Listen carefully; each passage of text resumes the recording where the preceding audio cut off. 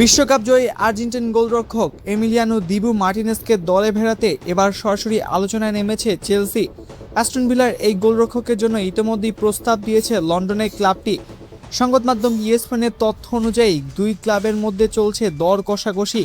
চেলসির আগ্রহের মূল কারণ তাদের গোলবারে রবার্ট সানচেসের সাম্প্রতিক পারফরম্যান্স।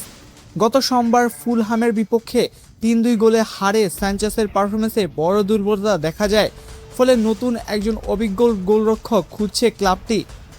এর আগে চেলসির পরিকল্পনা ছিলেন ২১ বছর বয়সী বেলজিয়াম গোলরক্ষক মাইক প্যান্ডাস। তবে প্রিমিয়ার লিগে দীর্ঘদিনের অভিজ্ঞতা এবং আর্জেন্টিনা হয়ে বিশ্বকাপ জয়ের কারণে মার্টিনেজ এখন চেলসির কাছে আরও আকর্ষণীয় বিকল্প। অন্যদিকে অ্যাস্টন ভিলাও মার্টিনেজকে ছেড়ে দেওয়ার ব্যাপারে ইতিবাচক, কারণ জাপানি গোলরক্ষক জায়ান সুজুকিকে দলে নেওয়ার পর ভিলা তাকে ভবিষ্যতের ১ নম্বর গোলরক্ষক হিসেবে বিবেচনা করছে। পাশাপাশি আর্থিক বিধিমালা মেনে চলতে এই গ্রীষ্মে খেলোয়াড় বিক্রি করে অর্থ সংগ্রহ করাও ভিলার জন্য গুরুত্বপূর্ণ।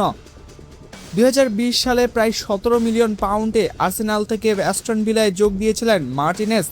এরপর অসাধারণ পারফরম্যান্সে আর্জেন্টিনার হয়ে বিশ্বকাপ সহ একাধিক বড় শিরোপা জিতে নিজের অবস্থান আরও শক্ত করেছেন তিনি। এখন প্রশ্ন একটাই, চেলসি জার্সিতে কি দেখা যাবে আর্জেন্টিনার বিশ্বকাপ জয়ী নায়ককে? দলবদলের বাজার বন্ধ হওয়ার আগেই চুক্তি সম্পন্ন করতে মরিয়া চেলসি। তাই আগামী কয়েকদিনেই মার্টিনেজের ভবিষ্যৎ নিয়ে আসতে পারে বড় কোনো সিদ্ধান্ত।